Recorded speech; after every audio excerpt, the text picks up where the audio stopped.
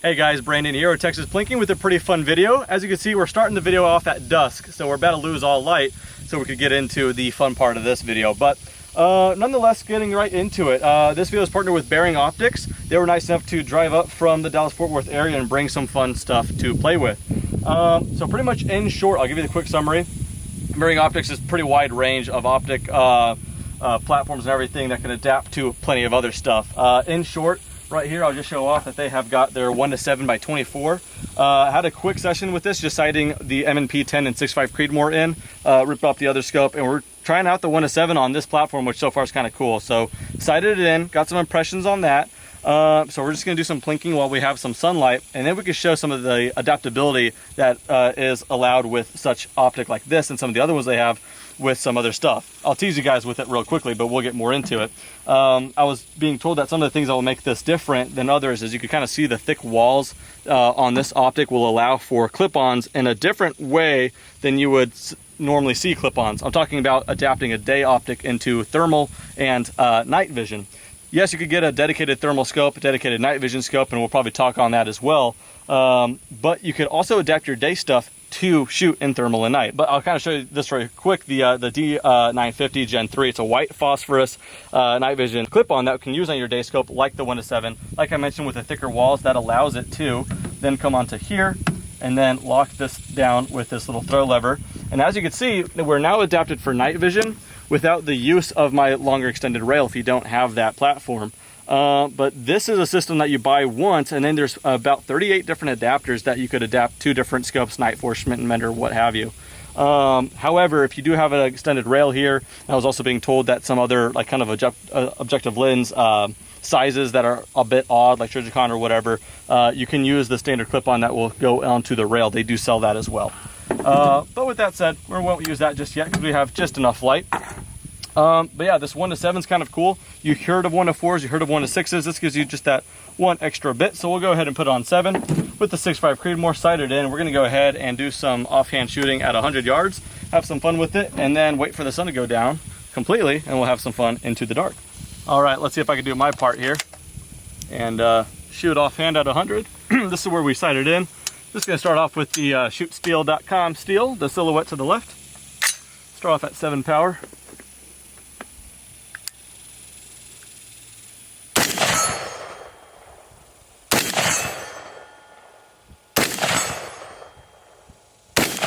Ooh, that was my bad, I pulled that. Yeah, so first couple impressions there when I was just sighting it in and just kind of shooting offhand there at 7 power. It's a really quality optic. The glass is pretty good. I'll insert some screenshots I took with my phone just to show you the reticle. First focal plane on a 1:7 as well, so that keeps the ranging the same throughout. Protective caps here, and when I was sighting this in, tactile clicks. Coming a little closer, maybe you could hear some of these. Really, really nice. Windage and elevation, got illumination on the side here. But yeah, really quality optic. And like I said, a 1:7 is such a versatile range of magnification, back it down to 1 power, and you can shoot really quickly, really close. 7 power, you could string up some distant shots as well. Speaking of adaptability, like I had mentioned, we can go ahead and use some of the night vision clip-ons and the thermal clip-ons to convert it into night and thermal. Versus before, the clip-on I showed you guys this on Instagram, haven't showed it just yet on the YouTube channel. This is a Knight's Armament PVS 30. It was kind of known to be a very commonly used clip-on, night vision clip-on in the US Army. That will go, you need an extended rail. As you can see, I just had enough rail right here, but that's a heavy piece of equipment that will mount in front of your optic here, your day scope, like a Nikon FX 1000, and then that'll adapt it to night vision. But you do need the rail on the bottom and a lot of real estate pretty much on a rifle. Versus, like I said, the clip-on on that, you can have it kind of floating for the most part, so you don't need the extended rail. I guess with a broad stroke, before we get too into it, I'll kind of touch on why you may want to go one route versus the other. Some people have invested a lot of money into their day optics, good glass. Like I always mention, you should spend a lot of money on your glass, and then they don't want to rip that off and put a night vision scope for a hunt or a thermal scope for like a hog hunt or something, re-zero it, put their day scope back on there. That can make a lot of sense. Otherwise, you get a lot of rifles and set them up. So personally, I like the idea of clip-ons for night vision or thermal. However, when you do get a dedicated night vision scope, that will condense the size so you don't need extended things as well. So that's one thing to consider. As far as night vision versus thermal, that's a lot of preference as well, depends on what you're doing. If you're coming out to do long range plinking and shooting, then there's no point in kind of detecting things with thermal. Thermal is obviously going to detect any kind of heat, that, you know, body heat or whatever, which is great for sourcing hogs with white hot or black hot or even colored thermal. So you kind of pick and choose what you want to do between thermal and night vision, whether you want to get a dedicated versus a clip-on, but the options are all there from Bering Optics, which is nice, so you can kind of pick and choose. Pricing. So with the PVS-30, you guys might be thinking I'm rolling in the dough because new they can run for just about $11,500 or so. And again, that was used by the U.S. Army, ground forces, and all that. And I was just told as well by Bering Optics that their Gen 3, they go through a different selection process with the air grade level to where they have no blemishes. They are kind of like cream of the crop and like picked out to be kind of the best with like no blemishes or anything like that. These go for about $5,500 new. Another thing to mention, the difference between these right here, I have green phosphorus. So when you kind of think night vision, you think of like green imaging and everything like that. That's kind of what it's known as. This one right here, different to that, it's white phosphorus, which is easier on the eye for long-term use. It's just a little healthier and not so abusive, I guess, after long terms of viewing the white phosphorus tube. I'll play some B-roll of that or just kind of play some pictures. Different look. Could come off a little cleaner in some cases, but for the most part, just made to be like kind of long-term health on the eyes. All right, another thing, just while we're on the subject of comparing the Knight's PVS-30 with this one, to use the PVS-30 is pretty simple. You kind of just pull this out, click it once, and then that's also your brightness control. Starts off on the brightest, and you kind of tone it all the way down. Thing is, if you're on the gun right here, you have to have some really lanky arms to get up there. Sometimes you have to come off the gun, depending on the kind of platform you're running. This one right here is a little bit more tucked in. You have your basic on-off right here and then brightness control, so that's actually separate. I like that versus kind of starting off on the brightest right away. And then again, if that's a little too lanky for you, a little too far up there, you could actually, with this wire adaptability, turn it on and off right here. And this unit doesn't have the IR illuminator, but if it did, then you could also, with the other button, go ahead and put that on off as well. So you got all kind of adaptability kind of closer up to you, so you don't have to be stretching off or coming off the gun so much. All right, so we went ahead and switched out for now while we wait for it to get really dark. Got the Hogster VO-X on here. So this is a clip-on, thermal clip-on anyway. So I've had some brief time with night vision clip-ons like the one I've got, but the idea of having a thermal setup on a day optic, that was kind of new to me. But first impression with this one's really, really cool. First thing I'll even tell you is, even though it is a clip-on that's on the front of your day optic, it's not front heavy whatsoever from first impressions. A lot of that's just thanks to its small size. As you can see, it's still like, that's the clip that's universal to the night stuff as well, but all of it's right there. So it's super, super light and compact. So that was very impressive. But it's also got a 42 millimeter objective up front, which is going to allow taking in a lot of like kind of like heat rays. So the range I could show you and the sensitivity is really, really high. So that's really nice. I'm gonna have to try to take some pictures and like kind of try to maybe do some video as well through the eyepiece here to show you guys just how sensitive it is. I'm kind of pointing it out at some rocks. The backstop, it's just glowing, you know, white hot right now, but just everything. This was kind of more so specifically developed for hog hunting, as the name would suggest, the Hogster. I'll just tell you right now how much it's just picking up just different materials. If there's a hog somewhere in this field, it wouldn't be there long, I could tell you that. If I put my hand on the back glass of my truck, kind of doing this for long enough, the heat alone from just my hand stays there. And when I look through at the glass, it looks like just a handprint with like paint. So that's kind of funny. And also, I've heard this before with thermal. If you were to be like walking barefoot somewhere or something else warm, you can see those tracks, and it's almost as if it's like leaving wet prints because that heat stays around. It's that sensitive. You can see that just with this example. That's a really, really cool advantage of thermal for sure. All right, guys, waited long enough. We got a full moon, so that's actually gonna help us out a little bit for the night vision stuff, but we're gonna go ahead and just start actually shooting now with the night vision. Again, we're gonna be running the rig with the PVS-30 for fun. Also the clip-on with the Bering Optics with the D950. Once we go lights out here, the external light that we brought, we're gonna go night vision, so lost in resolution, but obviously because we're shooting in the night. So, but yeah, with that said, I'd say we go ahead and set up, have a good time in the dark.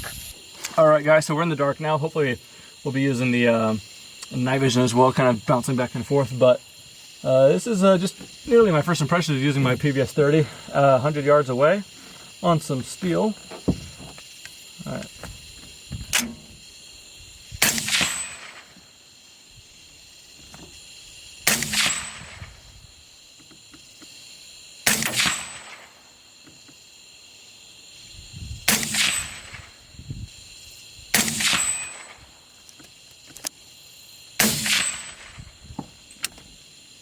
I was going for the middle swinger because it's a small target as well, and that was able to rock quite a bit. That's pretty cool.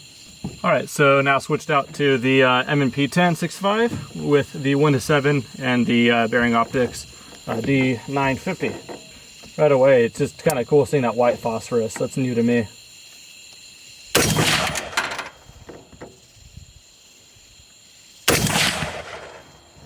That 6.5 really makes that thing swing. We're gonna have to wait for it to stop.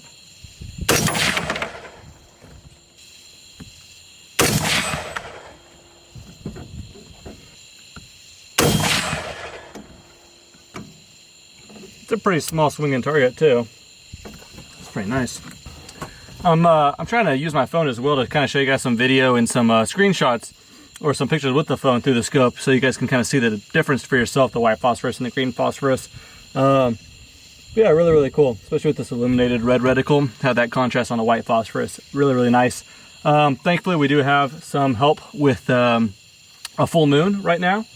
But right now we have no infrared or IR illuminators. We're just using the lighting we have, which is the moon and some stars, and that's enough to pick up very clearly the shoot still targets at 100 yards, like very clearly. So that's pretty nice. That small swinging target is definitely really repeatable. I'm going to put one more round down range, but instead of the steel, I'm going to go for the same paper target that I sighted the gun in, just for fun. I remember the holes I created when I was sighting it in, the two that were kind of closer to central. So just for fun, I'm going to go ahead, go for the paper dead center, and then we'll walk down there and check it out. Might have to pull it off just a little to the right there, but nonetheless, it'll be interesting to check out. All right, guys, gonna try something interesting here. I think I loaded up about 6 shots of some 5.56 tracer ammo. Should be pretty safe since we're shooting at like a big, like kind of dirt backstop. But we're gonna go for some steel towards that area through the Mark 12. And for the night vision shooting, guys, we are using a sports camera that's attached to the back of a Bering Optics PBS 14 with a 2nd gen white phosphorus tube. So that's generous of all the footage right now that was pointing towards me earlier. Now we got it pointed down range, so in theory, hopefully it should light up the tracers quite a bit. Ready? Mm-hmm. Oh, that was bright even through here. It's funny, I could just trace it all the way through.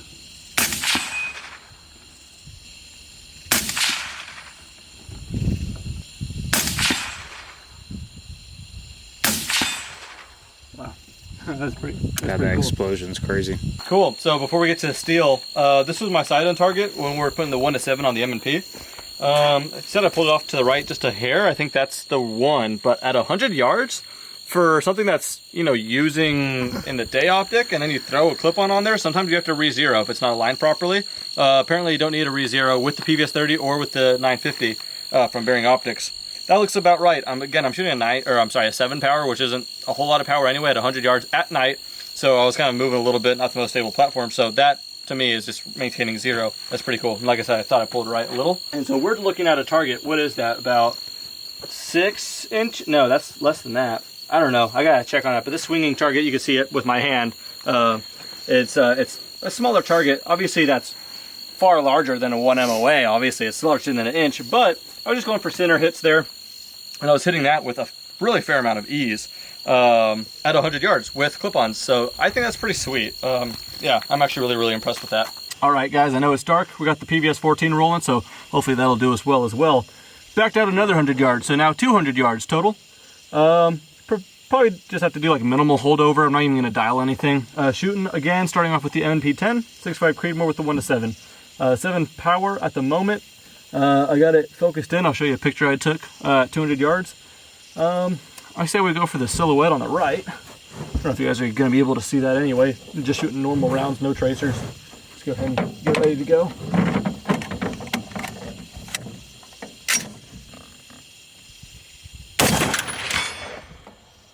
That's a hit.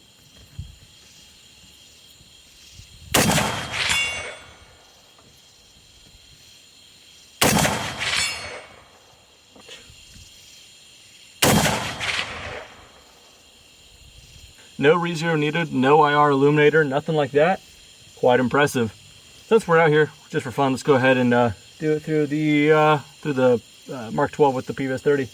All right, guys. So again, same distance, 200 yards.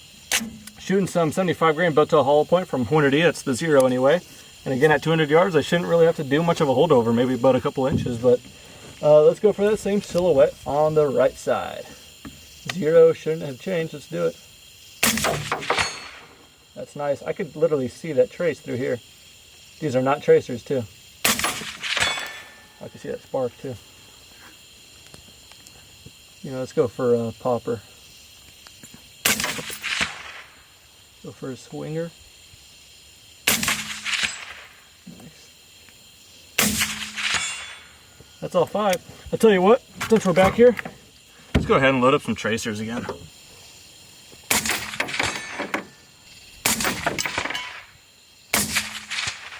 Looks like that ammo's kind of pushing a little bit to the right. All right, I won't let myself have all the fun. We got cameraman Ian on the gun. Let's see what these tracers look like. This is in the middle of the night, by the way, but we got the full lit moon helping us out. Oh, that looks really cool.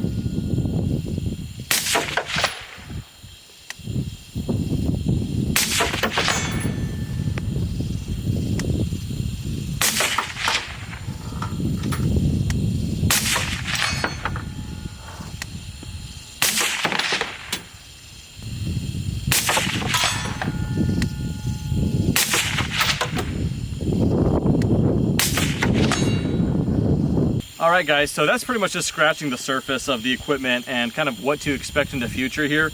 Again, that's the M&P 10 6.5 Cremo from the Smith & Wesson Performance Center with the Bering optics 1-7. Really nice optic just for my short use with it, just sighting it in during the day as you guys kind of saw. But yeah, again, I don't know, just been really blown away with it and its ability to adapt to night vision through this system in particular, this clipping on in the literal form of clipping on to the front objective.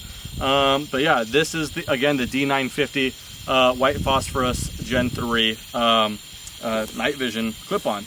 Really impressed with it. Really clear image. That white phosphorus is different to me and I really like it, just the clarity of it that you use on the eye.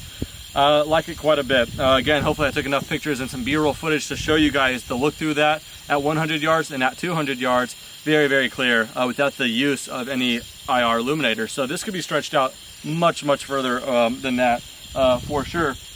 And then we went ahead and first time seeing this on the channel. I know a lot of my followers on Instagram have been curious to see it because I posted more on there. But as you can tell, it's a little bit more front heavy just holding it. But the PVS 30 from Knight's Armament, probably get some more content on all of that stuff later. But as you can see, the clip-on system through here kind of takes up more real estate. Kind of barely just had enough rail space on there, but overall the FX 1000 coupled with that has been working pretty nicely as well at the range. But yeah, again, this is scratching the surface of what you guys can expect to see in the near future. Because it's so hot here in Central Texas, it's kind of hard to shoot during the day so much, so trying to find solutions to shoot at night. So definitely some thermal videos coming in the works very soon. One thing I didn't mention as well with the thermal stuff from Bering Optics, they also have video out to where you can actually record on an external recorder, so you guys can save the scope cam footage without needing some kind of weird scope cam adapter or anything. That's the cool thing about electronic optics like night vision or thermal versus a clip-on. That's one thing to consider. That's kind of cool. But yeah, with that said, expect some of that footage to come on Instagram and on this YouTube channel in the not too distant future, as well as other night vision stuff. But again, just scratching the surface with what the equipment can do and what to expect. But again, just a big thanks to Bering Optics for making the trip up here, showing off some of their really cool equipment, and expect to see plenty more very soon. Thanks for watching. Have a great day.